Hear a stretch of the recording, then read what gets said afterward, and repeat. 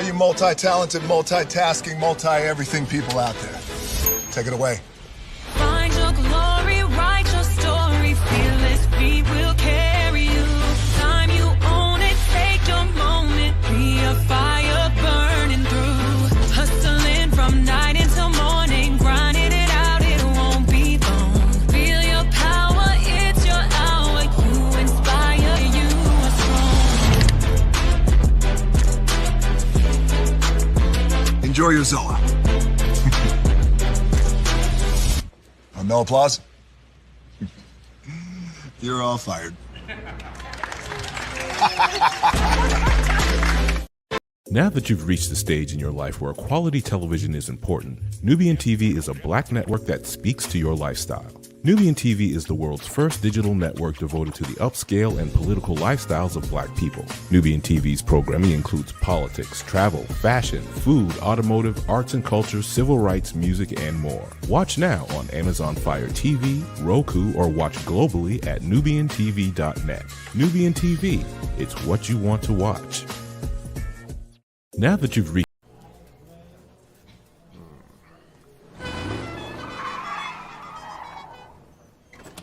Come with me if you want to live a more delicious life. Oh, maybe we should get in the van. In this world, we don't get to control much. The past, male pattern baldness. Leggies. Got one right now.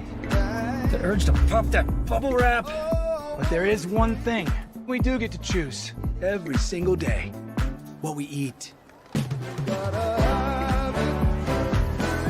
Welcome to the Sonic Department of Research and Deliciousment.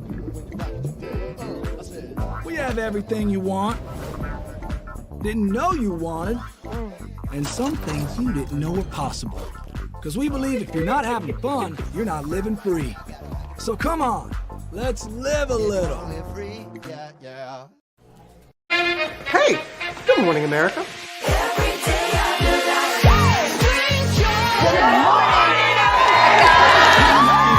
Good morning, America. Good morning, America. Good morning, America. Money! Are you ready?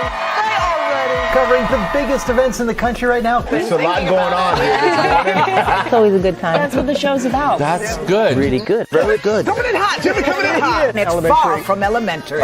Good morning, America. I'm not going to try to strut like Michael or anything. I have known George a long, long time. Have you ever gotten him to dance? Sure. Look at that face. You don't just see it, you feel it. I'm in. I'm in. I'm in. I'm in too. I'll be there. I am here and so happy. I'm in. I'm in too. I'm in. That tells you something when Snoop Dogg's in. Michael, George, where? Ginger. Hey, good morning, America.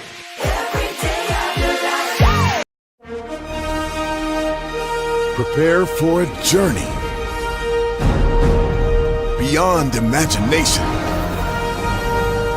beyond belief, beyond anything you've experienced before.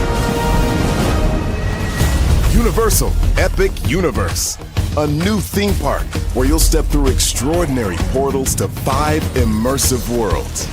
Prepare for a cosmic voyage of discovery, an isle of fire-breathing excitement, a shadowy world of monsters and mystery, new wonders in the wizarding world, and a new way to play. Plus the splendor of a magnificent resort hotel overlooking the park. It's all new excitement at Universal Orlando Resort.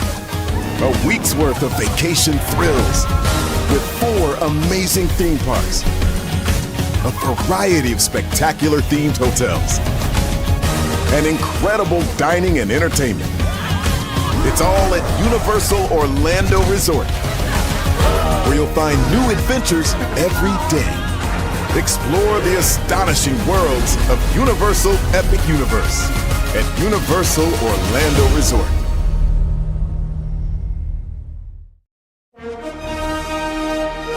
Prepare for a journey beyond imagination, beyond belief, beyond anything you've experienced before. Universal Epic Universe, a new theme park where you'll step through extraordinary portals to 5 immersive worlds.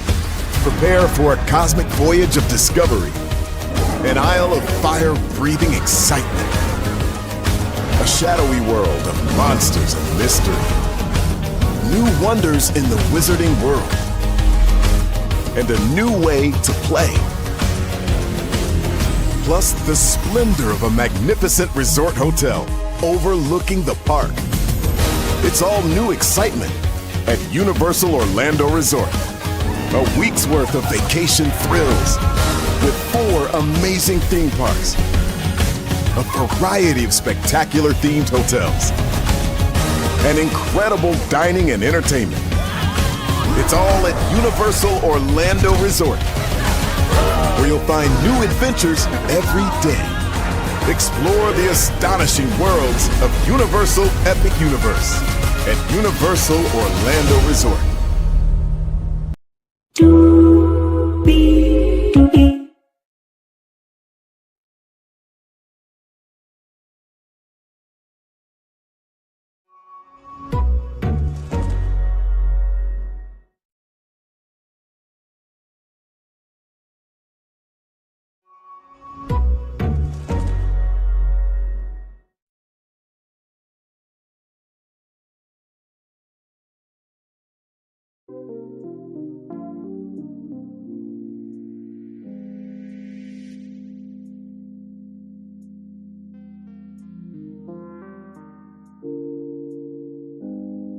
Words of Darren Flee. What in the haberdashery hemoglobin is this? No, actually, I think that is Tony. Oh my God. What is that brother's name? I blame myself for not knowing it. Jesus. Y'all know the guy who does the animal voices and everything else. Oh my God, I can't remember his name. But anyway, shout out to him. Hey, Patricia Ellis Robin, welcome in, my friend. Glad to have you here, because child.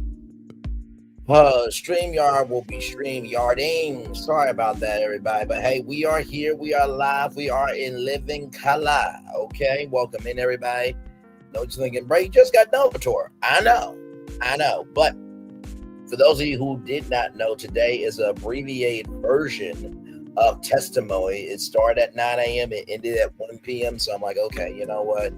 Child, I ain't gonna wait, because I actually want to go out and enjoy the day. So I'm gonna give y'all this, okay? And then tonight we gotta talk about Fat Joe, because what the hell is going on with Fat Joe? Like I said, Diddy trial, Tyler Perry lawsuit, Juneteenth, and Fat Joe in the same week. We got a lot to get to. Higher is waiting, low is available, but either way, we are live on tour once again. Let me take down this iconic intro here.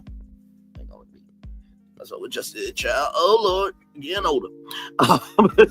You see that virtual tour background? Yes, you do. You hear that virtual tour music? Yes, you do. And then there is me. Hey, everybody. Welcome in. Glad to have all of you here once again. Let's get to the gig and doing what we do. So I think testimony just ended, if I am not mistaken. Yep, here it is. Just ended at 1:11 p.m. Eastern Standard Time. It's 11:11. Shout out to Melody Street, by the way. Hopefully she is doing well there. All right, y'all, here we go. Combs texts to Ventura following hotel being accused her of being ungrateful. The government entered several text messages into evidence in its bid to show how Combs allegedly had total control of his company and those around him to get whatever he wanted. These updates come to us from NBCnews.com. What's happening today in a text message entered by the prosecution from Cassandra Ventura to Sean Combs on May 2nd, 2017. She says she didn't deserve to be beaten by him. That's not love, that's possession, Ventura wrote to him in apparent reference to the infamous 2016 videotaped beating.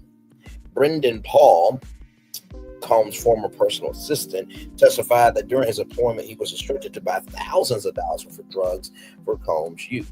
To buy thousands of dollars worth of various drugs, rather, for Combs' use.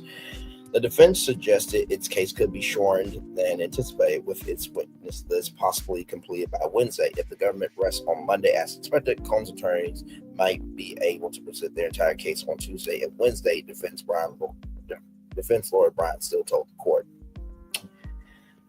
So you mean to tell me that you're going to take, 6 weeks of testimony that basically signed, sealed, delivered, and gonna send him away?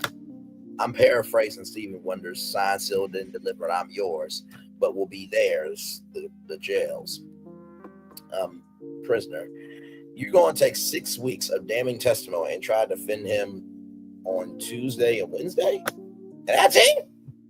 Oh, my Lord. Okay. All right. Well, you know what this is like, y'all? This is like you won the opening question of Family Feud, right? And it's like, do you want to pass or play? We'll pass. And they passed horribly, and they've just been whooping ass in Family Feud in the Manhattan courtroom for sure. Let's see here. Combs faces 5 criminal counts of record. Combs faces 5 criminal counts. 1 count of racketeering conspiracy. There we go. 2 counts of sex trafficking by force, fraud, or coercion. And 2 counts of transportation to engage in prostitution. Combs has ferociously denied the allegations against him. This live briefing may include graphic descriptions of sexual violence. For resources on sexual assault, call the National Sexual Assault Telephone Hotline. Sign up for the Diddy trial newsletter for key developments and analysis. And of course, listen to the date. Listen to the date, I think.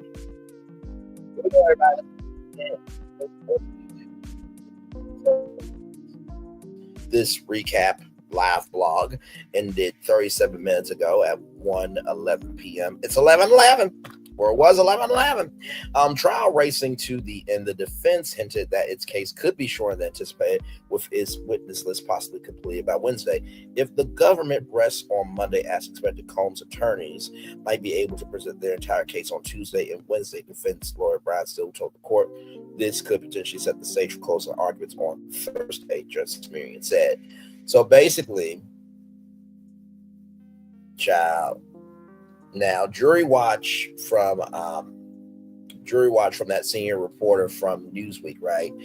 He said that it could be starting June 30th to June 1st and the 2nd, right? So basically, by the time they have their witness list done next Wednesday on June 25th, then the week after that, they will have Wednesday, June 2nd, and Thursday, June 3rd, to try to defend Diddy. And then July 4th, we'll start jury deliberations. Now, we could get a verdict the same day, or you get Saturday or Sunday too, right? So that's just to give you context, conjecture, and connection there. Judge send jury home for the weekend. Testimony ended early today so that jury could attend the graduation ceremony. Judge Arnson reminded the panel not to discuss this case with anyone or read anything about it. Combs checked out Florida and California hotels with major damage. The defendant checked out of a Bal Harbour resort on December 6th, 2021, with a $6,000 bill for damage, according to records shown in court. He also left the London Hotel West Hollywood, where he stayed January 20th through the 23rd, 2023, after doing $3,750 worth of damage. Bruh. Records show that damage included fluid stains on wooden floor, linens, and other areas of the room. So, was the fluid stains like baby oil? Was it icing per se? Was it squirt? Like, what's going on here? I'm just saying. Look, they said fluid stains on the wood floor. You saw the thumbnail. You know my voice. And damn it, you know why you're here. Listen, that's what that says, okay? I'm just reading it as you're hearing it, all right? Good Lord Jesus. Combs, under the name Frank Black, returned to that West Hollywood hotel for April 23rd, 25th stay in 2023, causing $1,800 of damage. Record show room 917, linens and smoking in room, lion soaked in baby oil. baby oil on the carpet as well, and evidence of smoking in the room, a security incident report said. Combs regularly checked out hotels with 4 digits worth of damage to rooms, early testimony has shown. Child, I can't do it. I just can't do it. Like, now here's the thing: there are smoking rooms and non-smoking rooms at hotels, right? But I'm guessing Diddy or Frank Black checked into a non-smoking room, and so that's why, he also, tried to get away with it. But I'm like, bro, if that's the case, then just make it do what it do, unless he was in one of the penthouse suites or one of the specialty suites where you cannot do any smoking because they want to preserve the room so they can keep getting clientele. Okay, so that's just my take on that. Paul's attorney says he was never a drug mule. Paul's attorney issued a statement after Paul took the stand today, saying his testimony was crystal clear. He was never a drug mule for Diddy or anyone else. He was subpoenaed to come to court and tell the truth, which he did word for word. Now that Brendan has finally had the opportunity to tell the full story about his employment, we are hopeful that the last 15 months of defamatory statements about him will cease, said attorney Brian Bieber. Well, Justin Bieber's uncle, I have to tell you now, I don't know if he's his uncle. I'm just making a funny, y'all. I'm making a kiki. I'm making a ha-ha. Even though the last 15 months have been full with defamatory statements, people still going to feel the way that they're going to feel about Brendan Paul. That's not going to change, right? So, but in the same token, if people do still try to do something to him, you can say, hey, listen, for any testimony, any statement, any acknowledgement, just look at Brendan Paul's testimony. Then at that point, then Brian Bieber, you can also do what needs to be done at that point. But people still won't talk about him. Like I said, this trial really has only just begun because, like I said, Hulu has a reenactment drama series that they're casting for right now. And then, of course, Diddy Do It, the docu-series or documentary for 50 Cent coming out on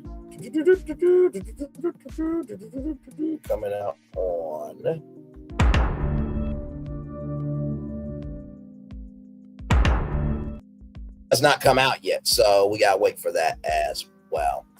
Defense enters Ventura text messages about loving freak-offs. Before the prosecution's Homeland Security Investigations agent took the stand, the defense entered a March 18th, 2017 text message from Ventura into evidence.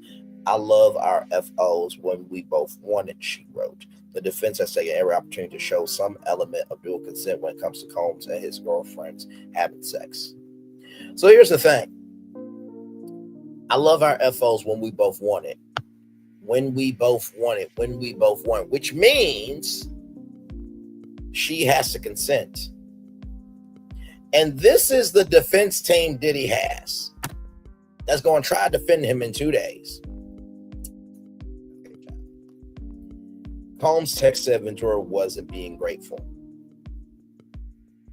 Okay. Despite the brutal beating Combs inflicted on Ventura, the defendant still chastised her for not being grateful to him. In that May 2nd, 2017 text, Combs told Ventura that everyone else sees you acting like a bitch. His words, not mine. If I did that for another, she would have been so nice and happy, Combs wrote, adding that wish I didn't waste my time and energy on her. I think the feeling is mutual, P. Diddy. That same day, Ventura appealed to Combs' chief of staff Corcoran for help. Sure, you don't want to get involved, but no one deserves to get dragged by the hair. The government entered these text messages into evidence in its ongoing bid to show how Combs allegedly had control of his company and those around him to get whatever he wanted, right? So Christina Corcoran, right, got onto Diddy for hiding what he hid with Molly Watt and Cassie, right? And this is the thing, right? If I did that for another girl, she would have been so nice and happy. So another girl would have been nice and happy of her career, her money, and where she lived was all dependent on you. She would have been happy with her hair being dried. She would have been happy with her head being banged onto the, headboard of a bed. She would have been happy with UTI infections and mouth sores and gastrointestinal problems. She would have been happy with, black eyes and, warts on her head from the mollywopping that you gave her. She would have been happy that every time she tried to move on, that you would try to throw a Molotov cocktail in somebody's car or explode their car or try to undermine every other relationship. She would have been happy that in a 10 album deal that she would have been only able to do one album. Like, are you really that fucking insane? You piece of shit bastard should have been swallowed by your fucking mother. And what are they going to do? Not shit. It is what it is. You cannot say, if I did that for another girl, she would have been so nice and happy with everything that you did. Bruh. Okay, you know what? I'm going to have to tell you there, unfortunately. Unfortunately, I don't wish this at all. I really don't. I really don't. But let's just say a fifth quarter or a half of this happened to your daughters who walked out on your testimony, by the way. If a man said, to you, hey, guess what? If I did that for another girl, she would have been so nice and happy. Basically defending his behavior about what he did to your daughters did. Would you have the same energy or no? I'm just asking motherfucking questions. I'm gonna text that dumbass shit, child. And like I said, the defense thought this was damning evidence when we both won it. That means there has to be consent on both sides, you dumb fucks. And by the way, I just want to clear up something. Because I know some people are very sensitive. I know that they get big mad for no reason just to have something to talk about. And sometimes people just want to have a villain in their story just so they can be a part of a story. When I say dumb fucks, I don't mean my subscribers. I don't mean, anybody in general. When I mean dumb fucks, I mean the dumb fucks in the destination that we're talking about. So when I say dumb fucks in this instance, and I have been saying dumb fucks, I'm talking about the dumb fucks that are still supporting Diddy after everything that's come out. When I say dumb fucks, when we talk about media, I mean the dumb AI media companies that are making these dumbass moves. So, like I said, when I say dumb fucks, I mean that in a general sense based on what we're talking about. Okay, so I just want that to be very, very clear. Hey, Aries Go Podcast, good to see you. I was just explaining to watch when I say dumb fucks, I don't mean that in a very derogatory or trashful way. But also, too, you're grown and so am I. So please don't pretend that you're very cutesy, very mindful, and very demure all the time on social media when you know you ain't that way with your family and friends, when you're having kitchen table talk. Not talk, but talk. Not talk, but talk, in the words of Wendy Williams, okay? Child, there's yourself and there's your damn self. I do not want to hear I don't want to hear that you don't have a damn self. Let me talk to your mama, your dad, your sister, your brother, your uncles, your nieces, your nephews, your aunties, and everybody. Lati-dati and everybody that wants to talk with your girl. Stop that shit.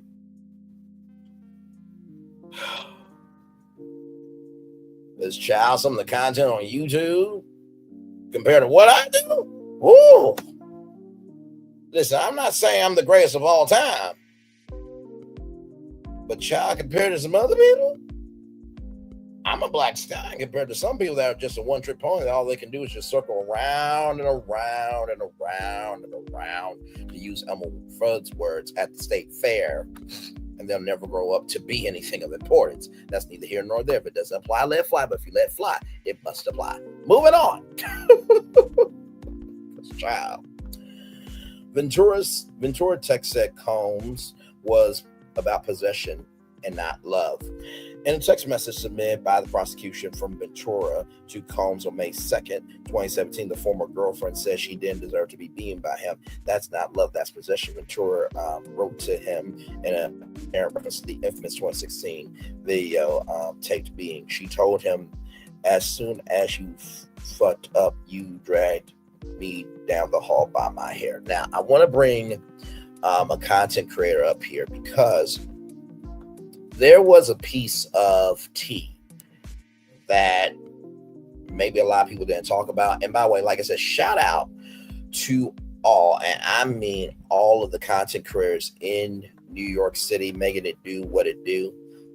Because covering this gavel to gavel is not easy at all, but I want to bring this content creator up because one thing to know, two things for sure, is that,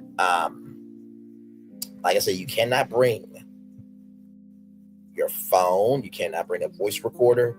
Now, of course, you know, pins, right? Trying to think as well. Meta glasses or anything with a camera and an audio catching. That's it. That can cap any device that can capture audio and video. You cannot bring it to court. I'm gonna bring this person up just to give them their credit because I do believe that that's very important that we make it do what it do and give credit to where it's due, right? So, okay, there we go. Okay, so here we go. So this is from Queen Sheba Darling. So shout out to Queen Sheba. I know she's been pounding the pavement there. All of them have. But this is some tea that I or any other content creators that are covering from our dwellings were able to tell you guys about. So here we go. All right, I got a little bit of tea for you that you're probably not going to hear or see only because I was right there when it happened. But a major media outlet was caught with sneaking a phone into the courtroom, which is completely against the rules and the regulations. And the marshal that caught him is actually the marshal that guards Diddy. And when I tell you they had a heated exchange, that marshal did not play. Now, he was very, very direct. But the guy profusely apologized, and he told him the next time that it happens again, he will kick him out of the courtroom. My question is, had it been anybody else, would there have been a second chance? Now, here's the question, right? Well, a couple of questions, Queen Sheba. You know, I think she said, you know, the marshal talked to him, so we're assuming it's a him, but whether it's a he, she, them, right? That's the first thing we need to know, because gender does say a lot, because there is a thing as pretty privilege, or, you know, pretty privilege on the male side and female side, and also the LGBTQIA plus side as well. That's one. Number two, who was the outlet? That's another question, right? Because if it was ABC, NBC, CBS, Fox, you know, CNN, MSNBC, Fox News, any one of the big major outlets, they probably got away with that because of the cavalry that they have at their disposal. But if it was myself, if it was Queen Sheba, if it was, I'm trying to think who else is down there. I know Donat is down there. I know Armand Wiggins is down there. I know Erica Knows Everything is down there. A lot of content creators are down there. Some content creators have an arsenal more than others, okay? So I think those questions are important. So the gender, who's the person, right? So that's the fourth question. So gender, who is the person, the outlet, and also too, like, you know, we just need more tea. So I'm gonna open up the comment section here to see if anybody asked about the outlet, because that's what I'm kind of worrying about.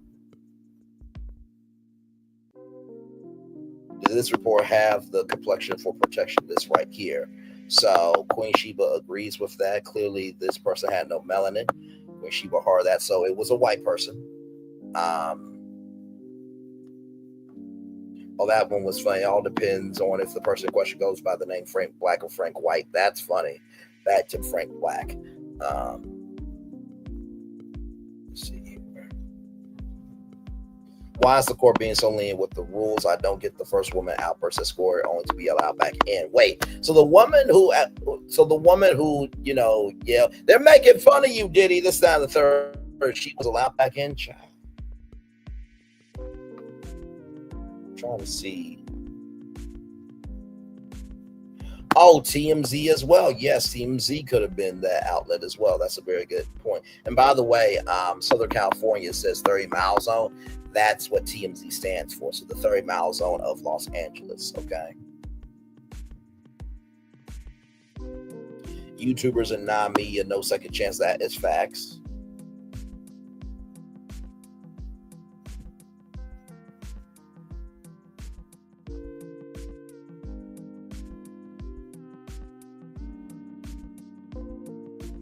Okay, so which media outlet was it? So somebody did ask the question, and they start a little chain TM. I could put a Z there, but I'm not going to. But I'm sure somebody will in due time. Probably TMZ. Queen Sheba is very, very good. Like she's acknowledging the question of all questions, right? So I think. Okay, somebody must have been from TMZ. Better not been TMZ. They're treading on thin ice. And if you guys remember that story that came out about that there was a juror that got a text message asking, "Are you juror number 6?" Right? So, but thank you, Queen Sheba, for that tea, and that was very, very important tea. Now back to our timeline here. Homeland Security Investigation Special Agent takes the stand.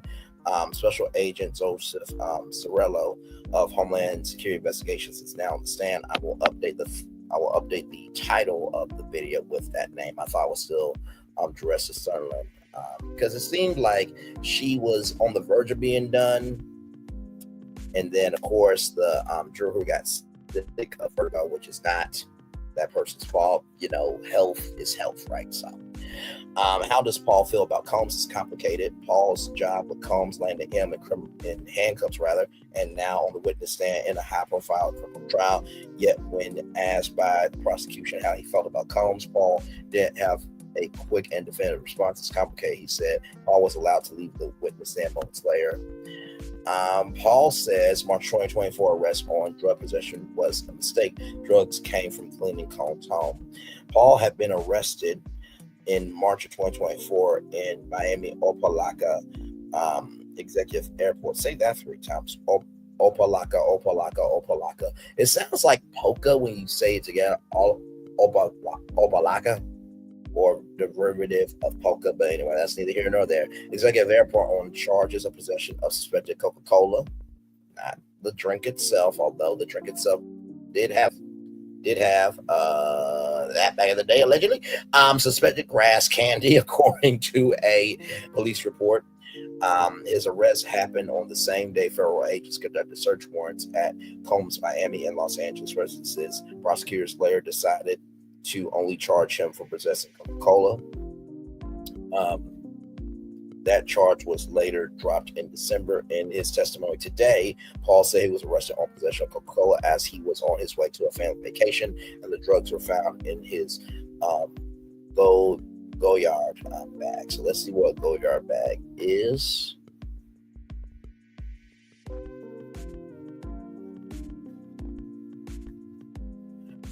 Okay, so apparently this is a Goyard bag, ladies and gentlemen. As it pulls up here for me. Give me a moment. There we go. Okay. So as you can see, there's $6,400 used from some piece. So this is a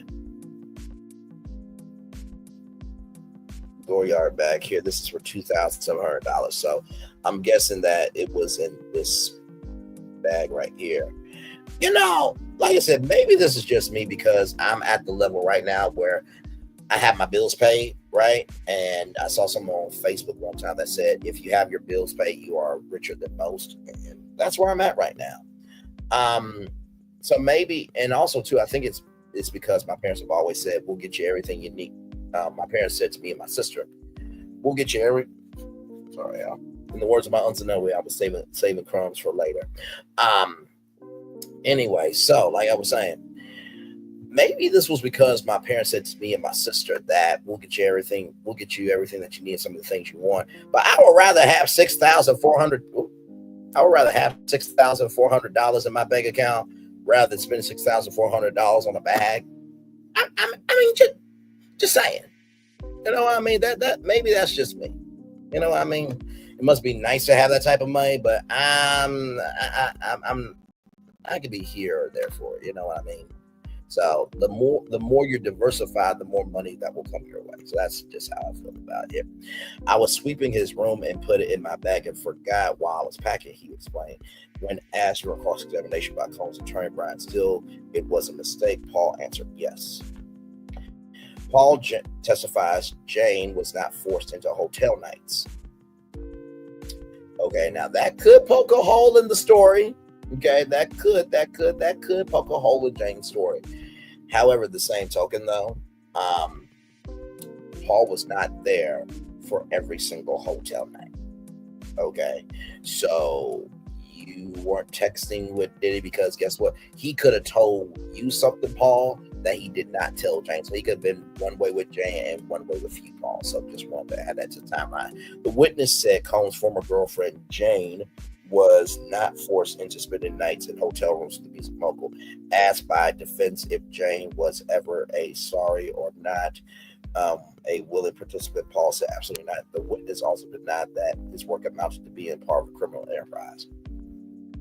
Now, we're kind of getting toward the end of the trial, so I don't think that this is really going to be a bomb as the defense thinks to get Diddy out of this issue that he has made for himself, because the car that was at Kid Cudi's place was registered to Bad Boy Records. We also know that Diddy also paid for a sex worker's trip, and that was paid by Diddy himself, but that card is under multiple accounts that is ran by Bad Boy Records. That was also said from an ABC News video clip. So yeah, Paul. I mean, listen, it's your testimony, right? So you're gonna believe what you're gonna believe. I'm gonna believe what I'm gonna believe, and people gonna believe what they believe. But no.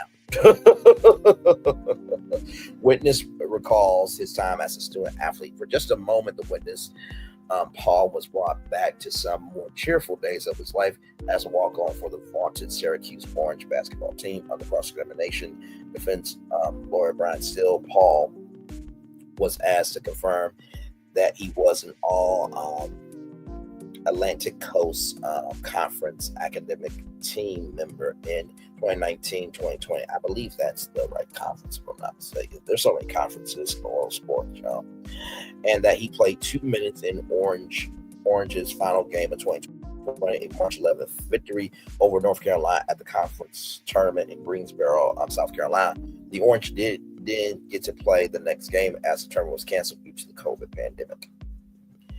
Paul says he was absolutely not a drug mule. Paul was asked directly if he was some sort of drug mule, and Paul responded, absolutely not. He said that he did personally handle the minuscule amounts of drugs at a time, and he understood those drugs were for Combs' personal use. So let's look up the definition of a drug mule, right? Let's look up that definition.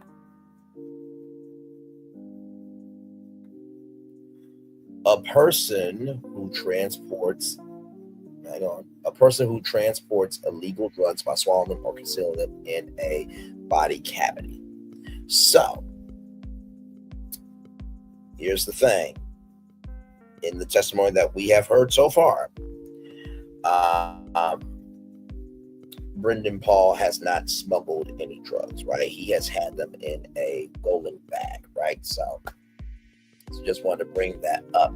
Now, I guess I can see the prosecution saying, well, you were his mule for getting his drugs to him, right? So he would send you out. So you did work for him through that capacity as a drug mule. But we look back at the definition, it is concealing drugs through body parts. Okay, so there it is there.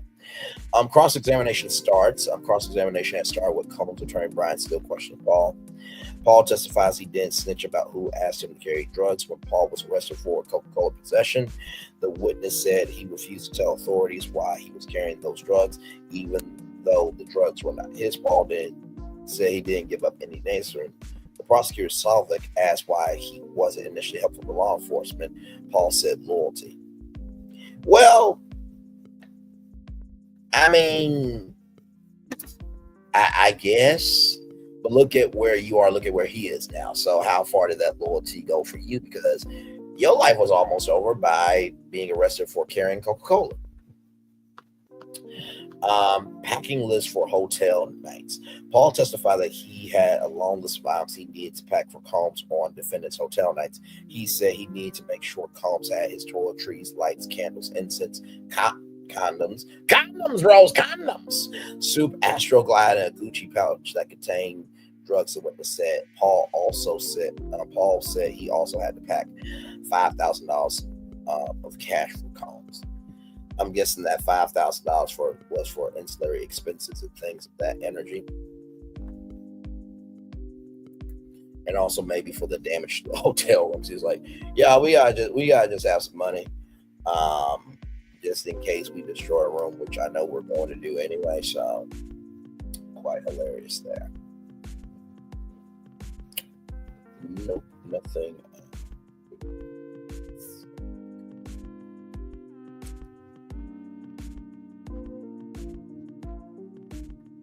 Okay, got that bill there. Okay. Paul testifies what he did with drugs with Combs to prove my loyalty. Paul testified that Combs asked him to try drugs, and he did to prove my loyalty. I felt euphoric, but I did not feel the full effect. He asked if it was good. I said yes, and then I kept working, he said. So, I mean, that's like initiation, essentially. You know what I mean? Paul testifies he was given directions about what drugs to buy. The witness recalled being asked to buy thousands of dollars worth of drugs, grass, Coca-Cola, pink Coca-Cola, so you can call it bubblegum Coca-Cola, ecstasy, and ketamine were all on his shopping list. He counted me up with dealers named Guido, One Stop, Baby Girl, and Ovi. Was Ray J one of the people that you met up with? Because allegedly Rihanna Rogalin said that Ray J dealt out drugs to Cassie and to her. Just that Ray J, that's what they said, bro. Okay, so don't get mad at me. Get mad at your damn self. Witness fired multiple times, and Impulsive Combs fired Paul multiple times, including once for forgetting to bring his boss Lululemon fanny pack. Why the hell is your ass wearing a damn fanny pack? And here's the thing. I have seen, speaking of fanny pack, y'all, I have seen a trend of those coming back, but I've also seen more women. This is more on women than the men. I have seen more women wear like the lounge fly backpacks, like mini backpacks. I've definitely seen that, but I've also seen more men wear backpacks, right? Especially, college campus. I mean, of course, college campuses do that. But when you think about, people traveling for business and stuff, when you think about the bags, because before Southwest used to allow you to carry 2 bags, but now you have to be charged for each bag. So imagine you bringing a backpack that, if you can't get to your 2 main bags, but you just need your laptop, your phone, your charger, and everything else, you just make a digital backpack for all your digital devices, right? Or laptop bag or tech bag. So Chief of Staff Christina Corcoran told Paul to just keep a low profile and blow over, according to the witness. He recalled seeing Combs a few days later, and he said, just say hey. Yeah, those mood swings were real, huh? Combs didn't take no for an answer. Paul testified that his job was to make sure that Combs was happy and carried out all requests to his satisfaction, because these people didn't take no for an answer. Combs compared his staff of assistants to SEAL Team 6, demanding they move with no failures, according to Paul. Sir, you're equating your staff of assistants to one of the most stealth teams of all time, where, for example, if SEAL Team 6 was in the area of where I lived in Ohio, I would not know it. But SEAL Team 6 goes around the world, saves lives in missions that they can never reveal, otherwise they are compromised. Meanwhile, you dumb fuck, you thought you had the plot, but guess what the gag was? You were the poor, unfortunate soul, to use Ursula's words. Paul recalls days without sleeping and using drugs. Paul testified the longest he went without sleep, rather, working for Combs, was 3 days with a few naps. I was so young, and I was so able to handle it. He explained he take Adderall and rare use of Coca-Cola. He noted that prior to working for Combs, the only drug he consumed was smoking grass. Paul told to get in to get out. The job would be time consuming. Paul testified. He said he was told to get in to get out and forget about any personal life. The witness said he was told to break up with any girlfriend he might have, say goodbye to his family for this 24/7 job as Combs' assistant. Bruh, I'm sorry. No. There is no way in flying fucking hell that I am going to break up with my girlfriend if we have a real strong,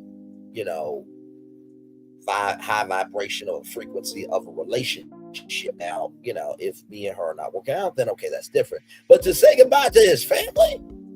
Fuck no. What's wrong with you? That's manipulation and gaslighting. That is reverse psychology saying, hey, you know what? I'm going to need you 24/7 so I can be able to see family and friends. They're going to be like, oh, well, yeah, I guess he does need me 24/7. Like, what the hell? Thank God, he got his life back. He ended up working for the music mogul full time. He ended up working for the music mogul from late 2022 until March 25th of last year. The former college basketball player started out $75,000 a year, topped out at $100,000 by the end of last year. Now, isn't it interesting that Capricorn Clark got paid $50,000 a year to be a personal assistant, but Brendan Paul got paid $75,000 a year, then topped out at $100,000 a year? Capricorn Clark, a black woman, Brendan Paul, a white man. I'm just saying. Paul was hired to work on food and physical conditioning. Paul said Combs' team seized on his background as a college basketball player, having him work on food and workout plan for the music mogul. Paul played 2 seasons at the end of the Syracuse Orange bench from 2018 to 2020. Now, here's why Shonda Combs is a dumb piece of shit bastard over fuck. That should have been swallowed by his fucking mother once again. The reason why I say this is because, bruh, he was a college basketball player still evolving into potentially trying to be a full-time professional basketball player. And here's the thing. What works for him may not work out for you. You need to go to an actual factual trainer. But of course, they didn't want to do that because guess what? Sometimes when you're working out, you're taught to your trainer about personal things. And then guess what? If the trainer knew too much, then Diddy would have had to handle that trainer. So there it is there. Diddy's former assistant Brendan Paul takes the stand. Paul wore a blue suit, white shirt, and no tie as he took to the witness stand for direct examination by Assistant U.S. Attorney Christy Slavic. This portion of testimony is expected to last about 90 minutes or an hour and 30 minutes. Court will give proposed jury charge today. Today, the court will provide the defense and prosecution with the proposed jury charge guidelines by the judge to the jury before deliberations. Judge Arnson said the proposed charge will have instructions regarding potential modifications the defense and prosecution may have, and both parties will have the opportunity to ensure that nothing is missing. Judge denies defense application related to juror number 7. So if you all remember, I think it was last Friday, if I'm not mistaken, juror number 7 allegedly inconspicuously may have talked to a former colleague. And as you know, you cannot talk to anybody nor watch anything about the trial, right? So here is that update for you all right from the space right here and right now. Judge Arnson said the defense application related to a juror has been denied rather. Why did I say declined? I meant denied. Declined, denied, child, same thing that means. No go.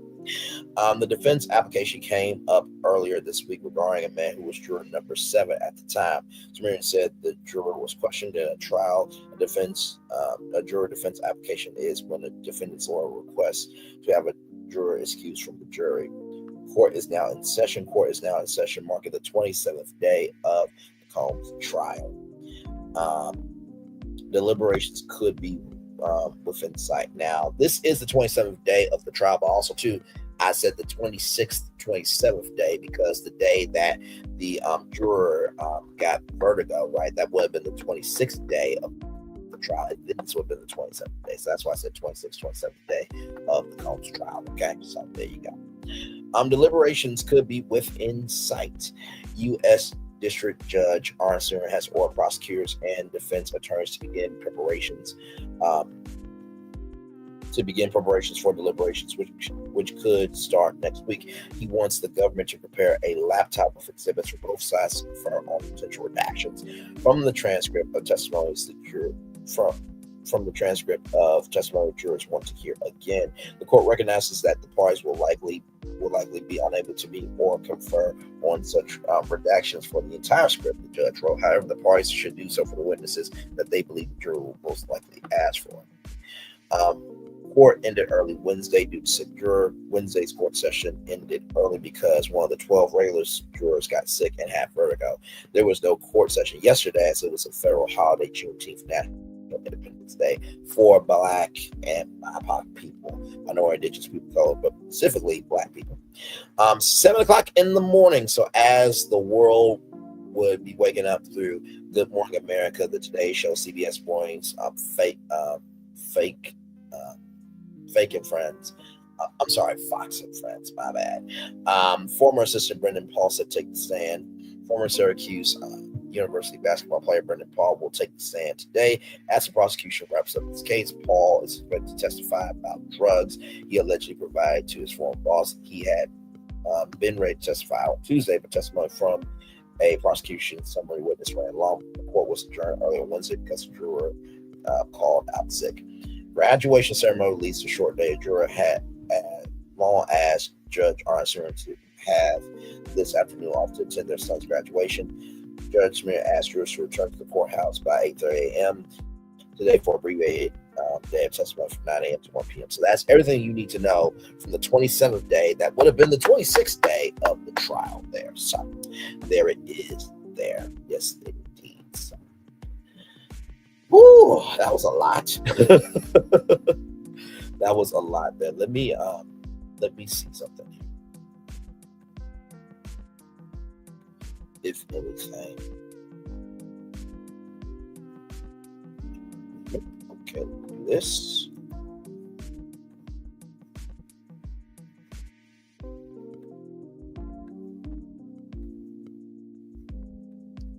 Okay, so no more new.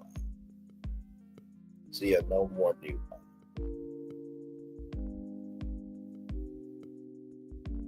Oh. Wait a minute. Hang on. Give me a moment now.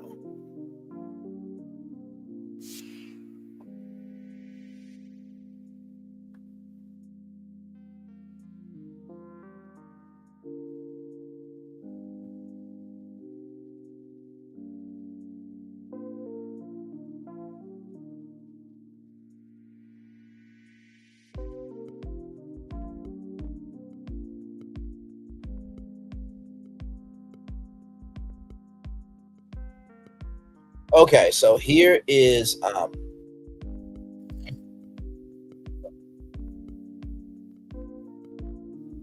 okay, so I'm gonna pause this here, give you some dynamic video here. So it's not really a lot of videos, because like I said, the day just ended about an hour and 29 minutes ago. But here is an update from Good Morning America, which you catch weekday morning 7 to 9 a.m. only on ABC. Here's Rebecca.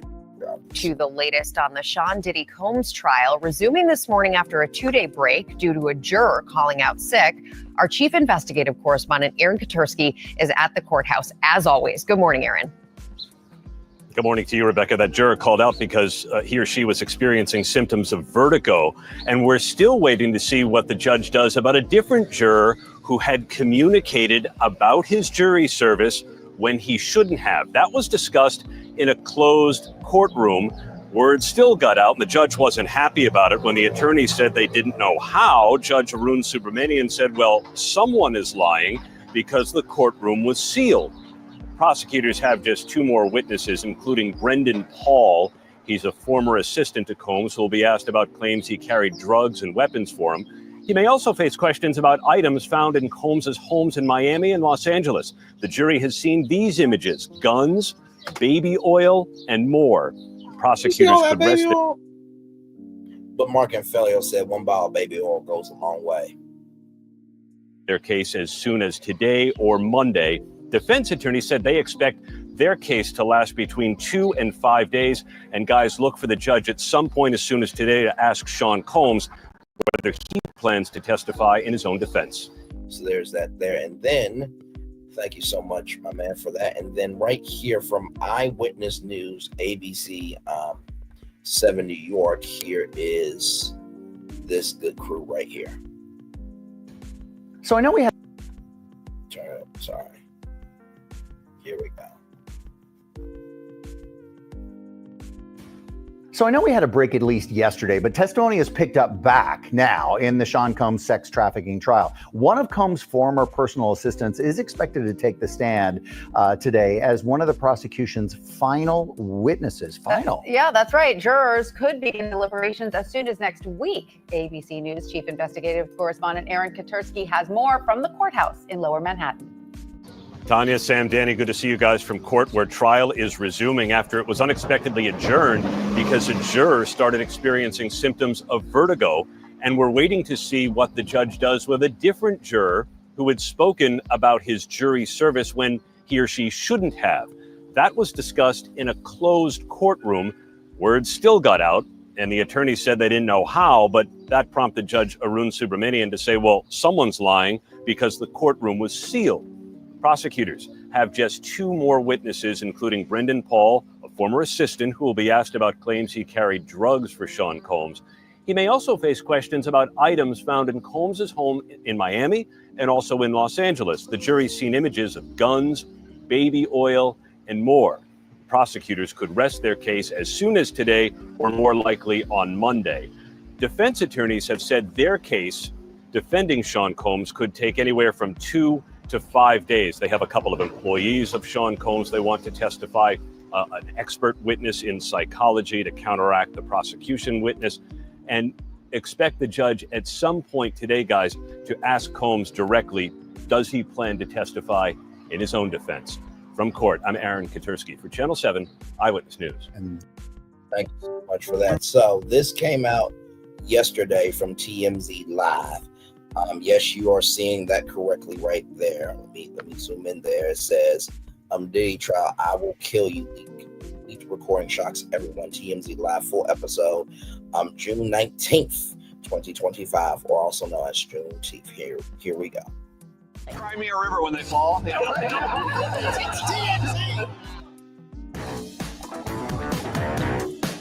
There's no Diddy trial today because it's Juneteenth, but we are getting a chance to listen to something that was in court involving Cassie. This is something that Diddy's defense team played of her threatening to kill somebody if she didn't get to see this video that she's apparently involved in. Well, also worried that the person she's talking to might share it with others. And that's really an interesting point. Here's the audio. Do we choose our way there? Or does it find us? You don't have to see it, but it's my life and I'll kill you. Yeah, but no, I will kill you if you don't show me right now. I will kill you and I will hide you and I will cut you up and put you in the dirt right now. Pull it up. If you have it, pull it up. Because if not, I'm going to kill you and then he's going to kill you again.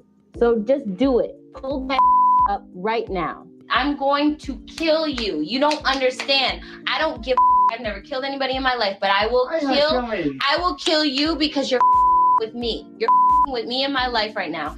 I am baffled that the defense put this up because I'm sure that their point is Cassie was down and dirty. Cassie isn't as much of an angel as you think she is. Right, and you could argue that, but I don't think that's the issue here. To me, what this does is it helps the prosecution because, remember, prosecutors are saying that Diddy coerced her into doing freak-offs by threatening to release the freak-off videos if she didn't. This shows how worked up she was over these videos. And I think that actually accentuates her point, strengthens her point that this was being used as leverage to get her to do freak-offs. Get a sense of her emotional involvement. Jacob Wasserman, you're in court every day. What was the reaction like when this was played? Yeah, so I think Harvey's point's well taken in hindsight, but I have to say, when it was played in court, it was an incredibly effective move by the defense, in my opinion, because previously, when we heard Cassie on direct, I mean, it was all her crying. It was very emotional. And of course, I think everyone was really sympathizing with her. Of course, when we heard this video, or this audio rather, everyone was completely shocked, and it really showed the jury a complete different side of Cassie than what they had been seeing from her on the stand.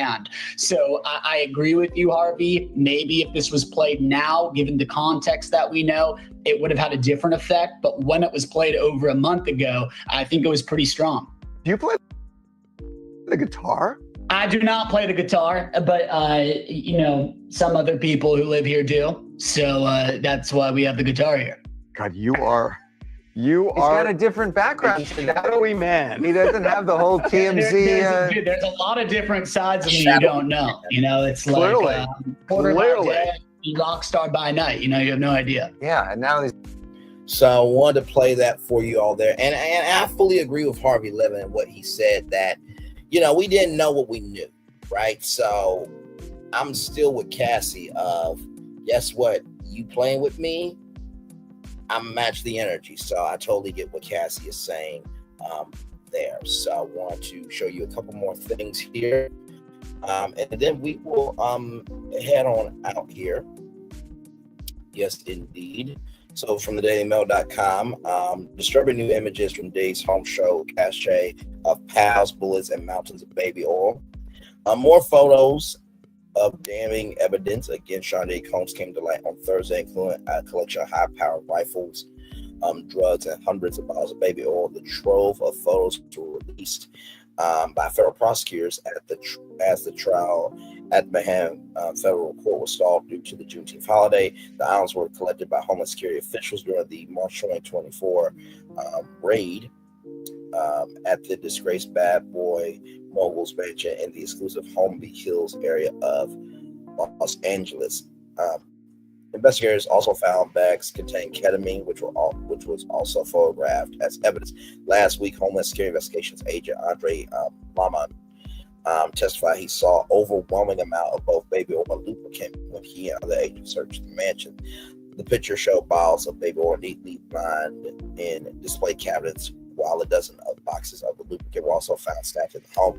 Lamont testified he found 900 bottles of Astrovide, 200 bottles of baby oil at Combs' LA home. Investigators also found bags containing ketamine, which also photographed as evidence. So there are those. There are the baby bottles. There's the video of the raid.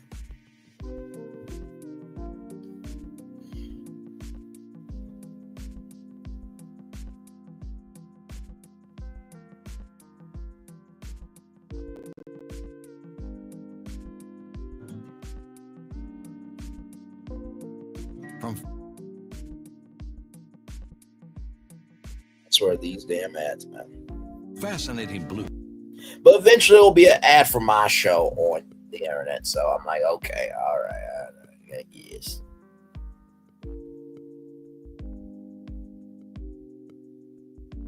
Grass heritage to the large.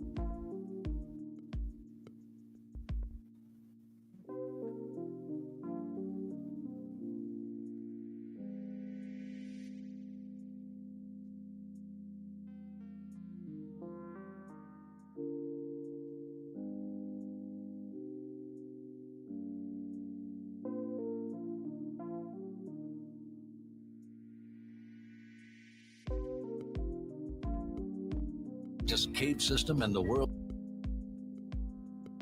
most.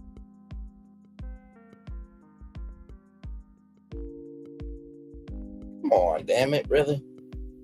Is this what we're doing? Sincerely, is this what we're doing? Renowned horse. Just trying to see if there's anything new. And don't worry, y'all, we will talk about Fat Joe tonight. Create incomparable. Okay, no, nothing new really.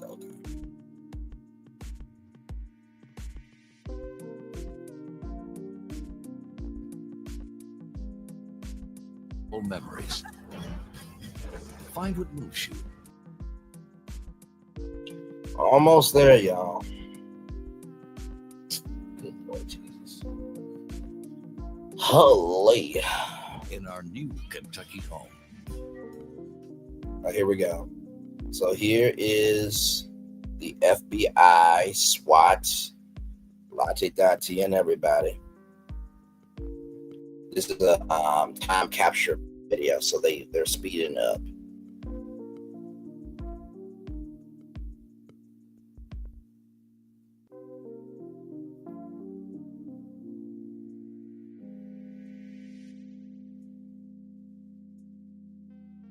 Got a drone there to get an overview of the land. And I think that this is the home that Diddy's been trying to sell in LA for a while now.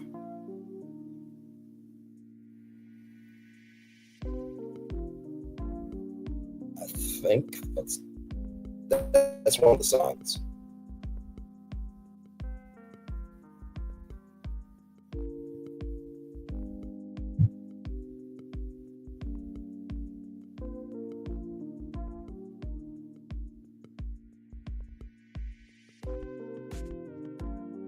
Yeah, because Diddy was in Miami. Okay, can we talk about it? Your laptop. It's time for an upgrade. So AR-15 style rifles, pump shot pals are seen here next to tortilla chips. What a combination. Homeland Security investigators, Agent Andre Lamont testified he found about 900 bottles of Astroglide and 200 bottles of baby oil at Combs LA home. And this home is still on the market for $61.5 million. Also, drugs was found at Combs LA mansion. Prosecutor said Diddy's marathon freak-off parties were fueled by such drugs, such and ketamine. And then right there. So here are some more pictures here from the New York Post. So there are the bottles of Astroglide and also two Johnson & Johnson's baby oil and some goop there. Looks like that is looks like recovery protein shake. By the way, goop is Gwyneth Paltrow, in case you guys did not know. Now, I'm not implicating Gwyneth Paltrow any damn thing. Okay, I'm just pointing out that that's her brand. Here is the home that's still on the market that I showed you just previously. And then here's Sean D. Combs' passport there. As you can see, the birthday and everything else is spotted out, but that is Sean D. Combs' passport. And there is cash, watch, everything in between. Got some jewelry there, hairpin, charger. Looks like a laptop charger. Now, why you got Joyce? Now, how did Joyce Meyer get in this? How in the hell did Joyce Meyer get in this? There's all the bottles of Astroglide and Johnson & Johnson's baby oil. Here's the lay of the land here.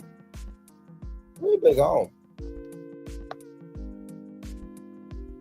There is the traveling case of baby oil and Astroglide once again. Here are the weapons with the tortilla chips, the drugs, and this is one of the rooms in Diddy's home.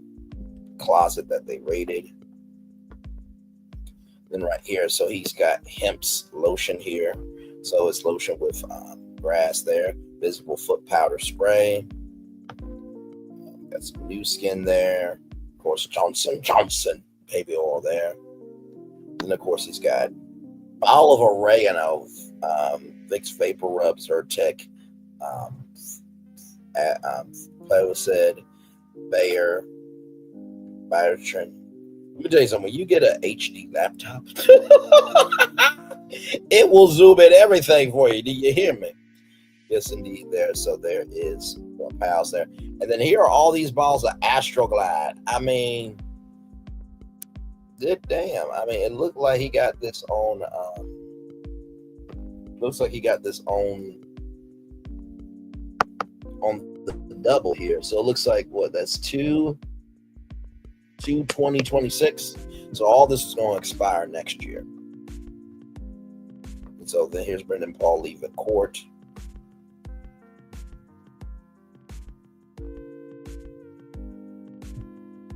And then here are all the updates there. And there's Combs' mother, a handler for Combs' mother there. I'm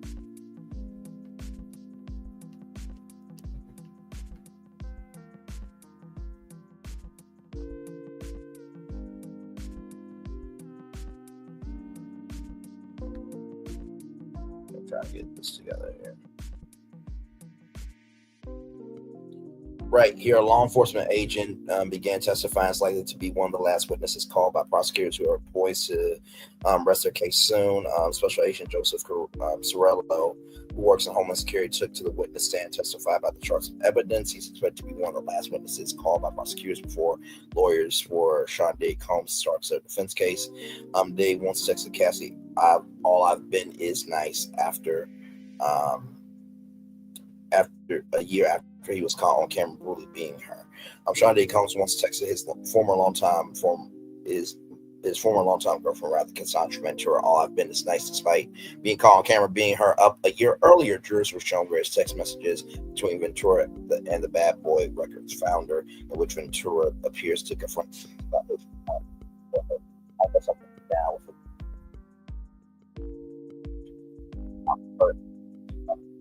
fucking shit. You think you're talking to your little fuck boys, but you're talking to your little fuck girls. So I think fair is fair. Did you say that you were a swinger, polyamorous, menage a trois, and y'all swap out partners? But okay. Listen. Then in 2017, exchange Ventura Texas Combs, that's not possession. I have a bleeding cut. I'm not gonna let someone shit on me when all I've been is nice. I point out the black dancing, black proxy, black imagination with that earlier. You don't treat me like a king. You was acting like some bitch. His words, not mine. You're whack for not keeping it real. She's whack for not keeping it real. Who's on trial? The jury was shown infamous hotel footage multiple times of Combs kicking, shoving, dragging Ventura in March 2016. And Ventura, R&B singer, testified she was regularly roughed up by the "I'll Be Missing You" rapper. Even Combs' own lawyers during opening statements admit he was physically abusive toward women. So there you go there. Yes, indeed. So then, of course, more TMZ right here. Basically, it's the same thing of showcasing the exhibits from what's going on here, just to show you that. So that's basically that. From USA Today, an ex-publicist spoke out. Diddy's former publicist speaks out amid ongoing sex trafficking trial. "I didn't see a monster." Well, that's because you were promoting him. It wasn't around him all the time, right? I learned to looking away is part of the job. You compartmentalize and you rationalize. Rob Schuster wrote for an essay for the Howard Report published on Wednesday, June 18th. You focus on the next campaign, the next event, the next crisis. And spend those moments. You become what systems like these need to survive silent.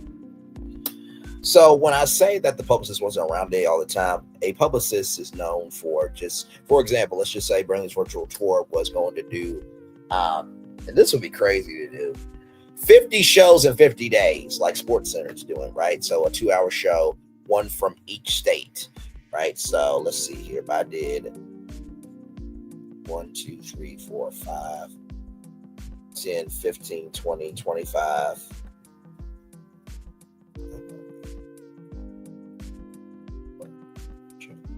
Let's see, 5, 10, 15, 20, 25, 30,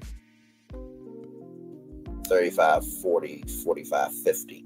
So if I did, 50, if I did 50 shows from all 50 states from June 6, 5, 10, 15, 20, 25, 30, 35, 40, 45, 50. So if I did 50 shows all the way from June 6th to July 8th, my publicist will be telling y'all about how big it's going to be, that Braylon's going to do a virtual tour one night in each state, in all 50 states.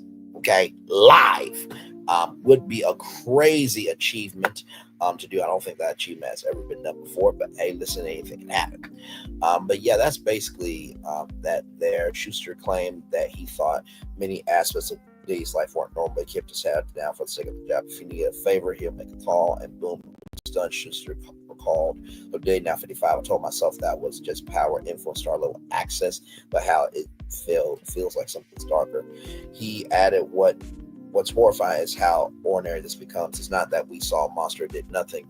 It's that we saw a man, charming, charismatic, and generous when sued him, and ignored the signs of something more sinister might be underneath, because asking those questions meant jeopardizing everything. Access, reputation, money. So we didn't ask. Schuster claimed that he didn't say anything because the style worked for us until it didn't. There's a cultural sickness at the heart of this, the tendency to mistake charisma for character, proximity for integrity, success for safety. He wrote, we put celebrities on pedestals and then we act surprised when the foundations crack, but the rot was there all along, buried beneath years of brand building, PR campaigns, industry awards, and glossy features we didn't want to look. Looking at Schuster admits that he regrets his role in Diddy's team. When I say I regret my role, I mean it, but regret isn't enough. Added, accountability means naming the system, naming your partner. If we help build it, we can help break it. Diddy is currently on trial for charges pertaining to sex trafficking, transportation to engage prostitution, and racketeering conspiracy. He has pleaded not guilty to all charges and denied every allegation against him. We are disappointed with the decision to pursue what we believe is an unjust prosecution, Mr. Collins, by the U.S. Attorney's Office. Diddy's attorney, Mark Fellow, told U.S. Weekly in September 2024 statement. Sean Diddy comes as a music icon, self-made entrepreneur, loving family man, and proven philanthropist who has spent the last 30 years building an empire adoring his children and working to uplift the Black community. He's an imperfect person, but he's not a criminal. If you're someone you know has been sexually assaulted, contact the National Sexual Assault Hotline at 1-800-656-HOPE. That's 1-800-656-HOPE. That's 1-800-656-HOPE. 1-800-656-4673.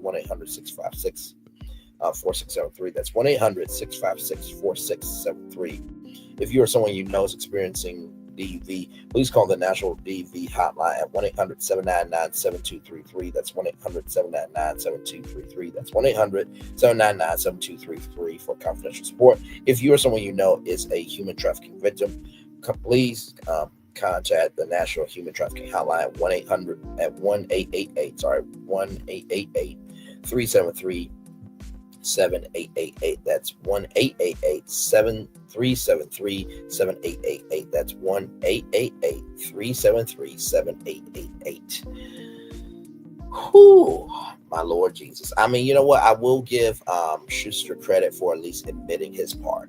And I think that's what a lot of people was like, okay, well, for the people saying, well, Diddy shouldn't be the only one going through it. Well, at least there are some people admitting they're wrong, and some people can't admit they're wrong because Diddy is watching everything.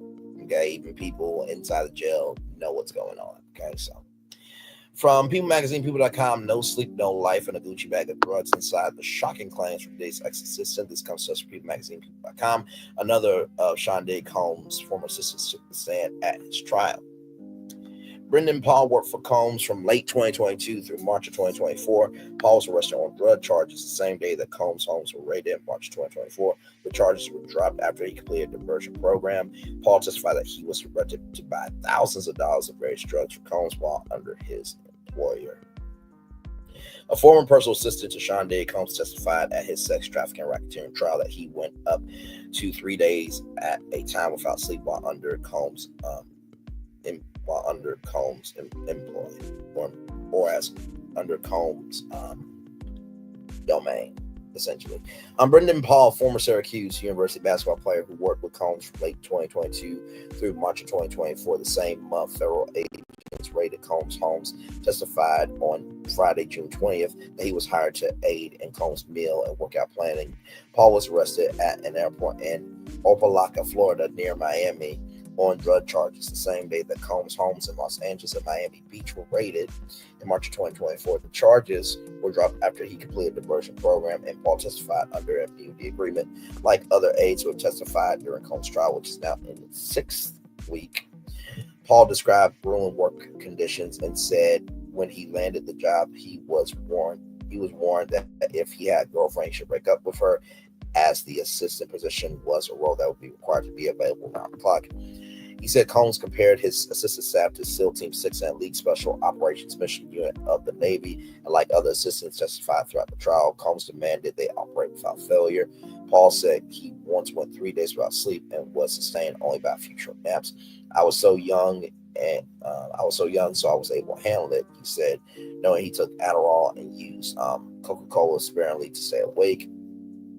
Paul said he was directed to buy thousands of dollars worth of drugs for his former boss, including grass, Coca-Cola, ecstasy, and ketamine, other drugs for Combs while he worked with him, or worked for him rather, and worked with him too, essentially. Paul said Combs screamed at him multiple times, including once when he forgot to bring Combs' fanny pack filled with drugs. He said Combs' former chief of staff, Christian Portman, had told him to keep low profile. After that, it would blow over. A few days later, Paul said he saw Combs, who told him just to say, hey. Paul described the various items he would have to pack for Combs' hotel nights: drug, fuel, marathon sex sessions, also known as freak-offs, including candles, condoms, liquor, lights, astroguide, lubricant, and a Gucci pouch filled with drugs. Paul said hotel nights stopped after Combs' former longtime girlfriend, Cassandra Ventura, filed her bombshell lawsuit against Combs, accusing him of years of physical, emotional, and sexual abuse.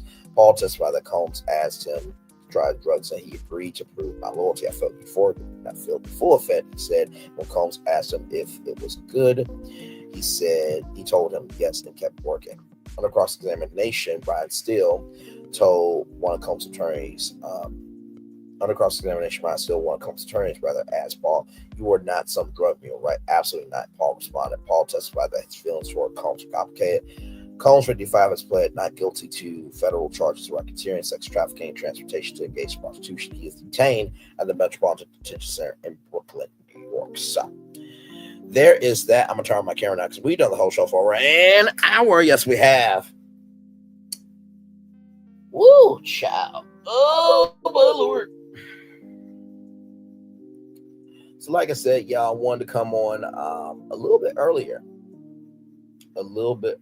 Just a little bit earlier for you all. Because like I said, it was an abbreviated day of testimony, so it made no sense to me to wait until 6 p.m., right? Like I said, I'm going to hang out here with you guys for just a little bit, probably until maybe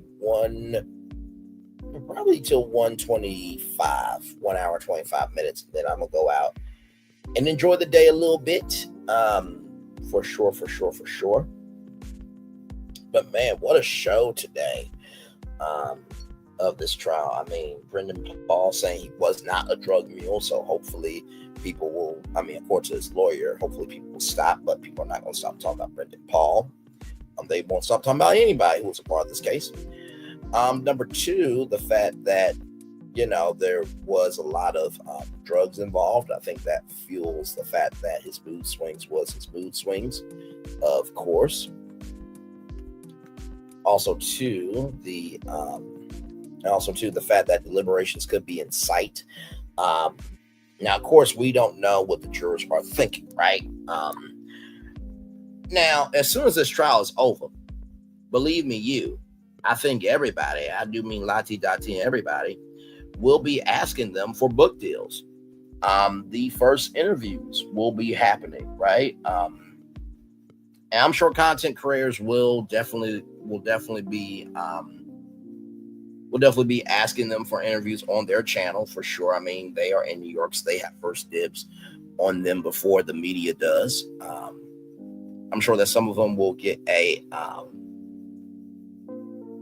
agent after this trial because, they are part of the trial of the century. So they basically are somewhat famous, right? So I'm interested to see what happens after this. I think Jonda, the lawyer Jonda that was on with Remixing Politics and Culture with Pam, and oh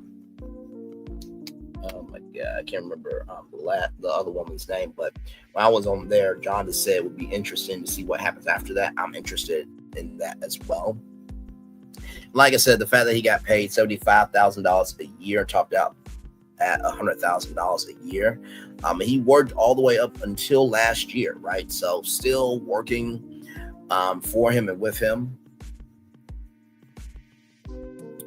The fact that he was fired multiple times to no avail because, you know, Diddy's mood swings, like I said before. The fact that, you know, Paul had to pack toiletries, lights, candles, incense, condoms, let me do it fully. Condoms, condoms. Liquor, soup, Astroglide, and a Gucci pouch that contained drugs. No surprise there. The charges to the hotel room. No surprise there because that's been said before. So, you know, not really too surprising. I think the prosecution really does have a very good case. Like, if Diddy gets out of this, I would be very shocked. I would be very, very, very, very, very, very shocked. So.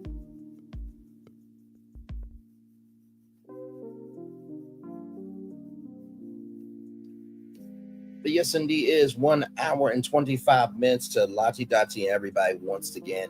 Thank you all so much for being here. I truly appreciate you all. It does not go unnoticed at all how much you guys invest in me and believe in me and uplift me in more ways than one. I sincerely appreciate it.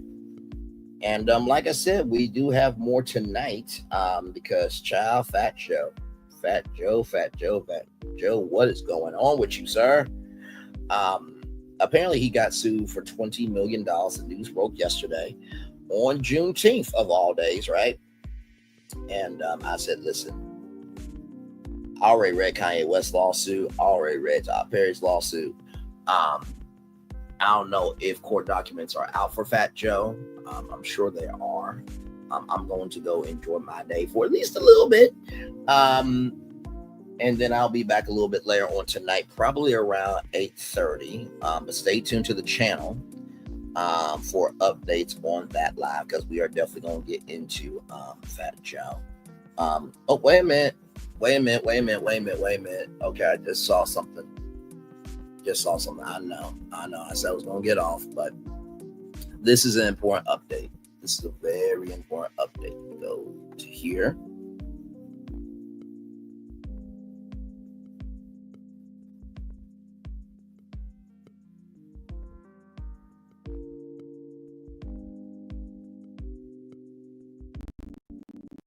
Okay, give me a moment, y'all. Whew. Okay, there you go. Child. And this literally just came out.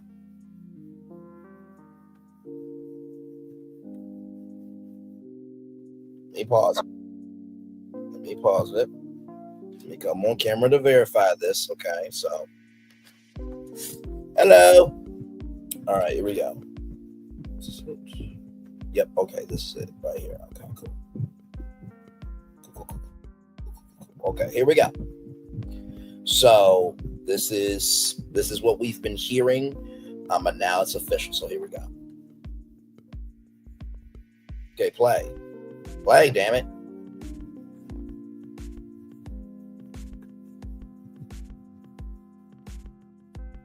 Ciao. Oh, that's why. Y'all not able to see it. All right, y'all. So we just wrapped up the day. We have like a very early weekend, but let me tell you. All right, y'all. So we just wrapped up the day. We're gonna have like a very early weekend, but let me tell you what just happened. So we are expecting a verdict by Friday. Which way do you think it's going to go? By next Friday, they feel like they should wrap up closing arguments on next Thursday. By Friday, you should have your verdict on the outcome and the future of Diddy's life, pretty much. Number two, let me get back to Brendan Paul. When I tell you he flipped the house upside down and the government is pissed with him, but my thing is you should have never brought him. Because they asked him, did other girlfriends participate in freak-offs? And he said, not that I'm aware of. And she says, I'm going to ask you again, did other girlfriends participate in freak-offs? And he said, not that I am aware of. So then Brian still takes the stand and he kind of, what do y'all call it? He hyped up Brendan a little bit, positive before negative. He said, you're a scholar, you're smart, you come from a good family, right? You have a strong relationship with your dad, correct? You can tell your dad everything, right? Would you work for a criminal? No, I would not. But the government said that you did.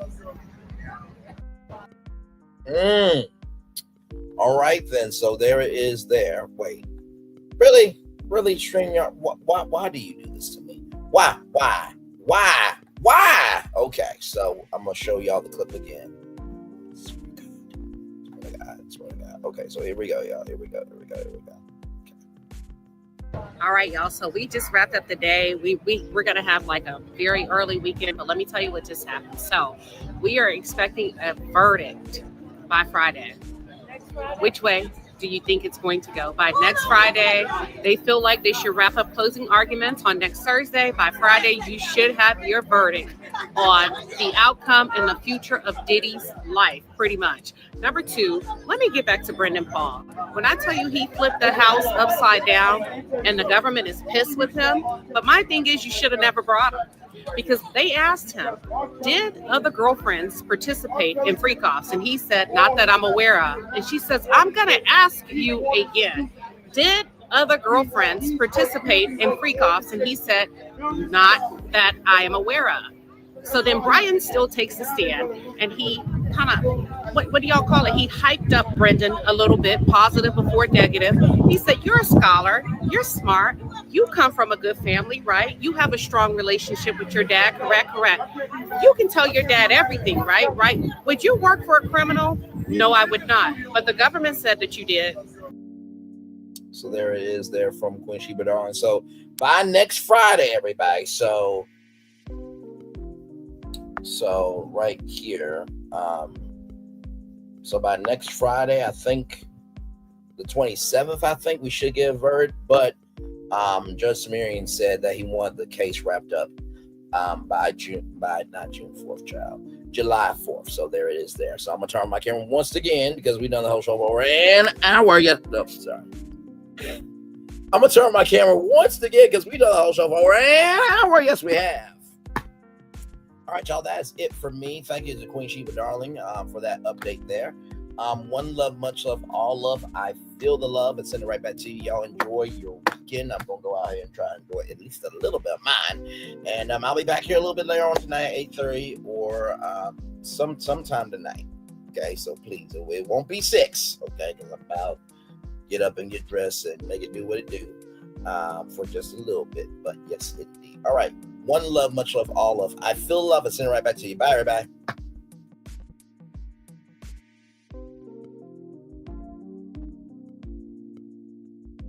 I thought I should tell you they've been talking about you. Yeah, they've been talking about you. They've been talking about the fact that they've done everything they could to stop you and everything they could to block you, but you still win. They've been talking about the fact that they have undermined your success and they have tried to sabotage your seasons, but you keep winning. They've been talking about the fact that even though they don't like each other, they get together to try to kill you, but you keep winning. They've been talking about the fact that you were voted least likely to succeed, but like cream, you keep rising to the top. They've been talking about how they tried to burn your world down, but like the phoenix, you rose from the ashes. They've been talking about you. And you know what they say? Oh, she's just lucky. He's just lucky. But no, you ain't lucky. You're anointed. You got something on you. You got favor on you. You got power on you. You were born to win. Now they can call it luck, but it's grace. They can call it luck, but it's favor.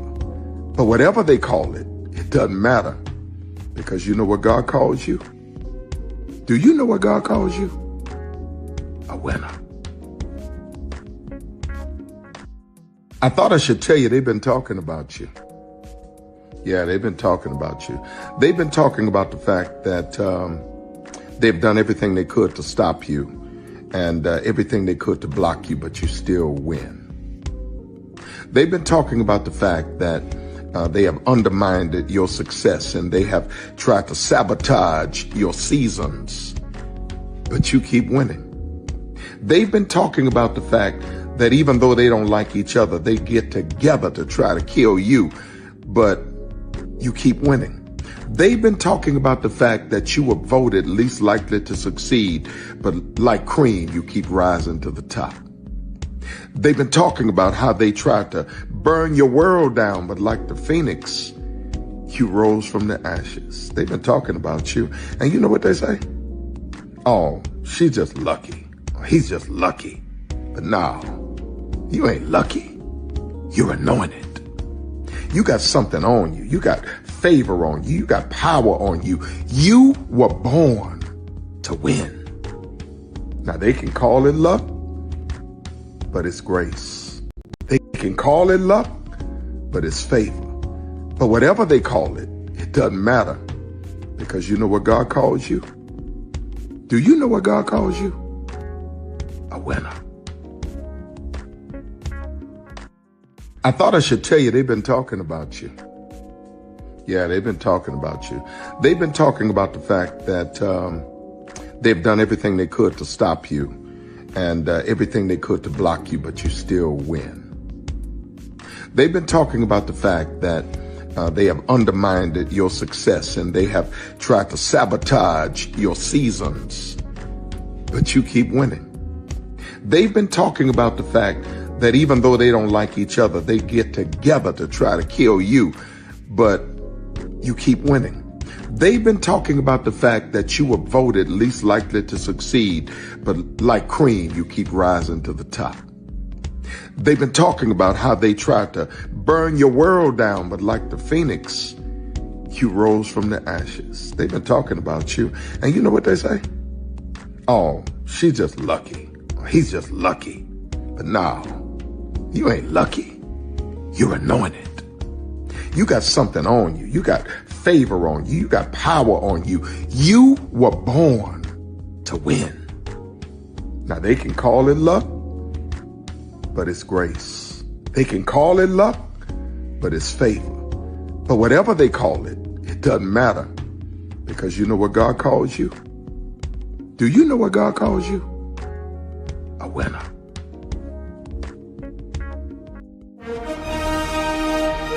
Prepare for a journey beyond imagination, beyond belief, beyond anything you've experienced before. Universal Epic Universe, a new theme park where you'll step through extraordinary portals to 5 immersive worlds. Prepare for a cosmic voyage of discovery, an isle of fire-breathing excitement, a shadowy world of monsters and mystery, new wonders in the wizarding world, and a new way to play. Plus the splendor of a magnificent resort hotel overlooking the park. It's all new excitement at Universal Orlando Resort. A week's worth of vacation thrills with 4 amazing theme parks, a variety of spectacular themed hotels, and incredible dining and entertainment. It's all at Universal Orlando Resort, where you'll find new adventures every day. Explore the astonishing worlds of Universal Epic Universe at Universal Orlando Resort.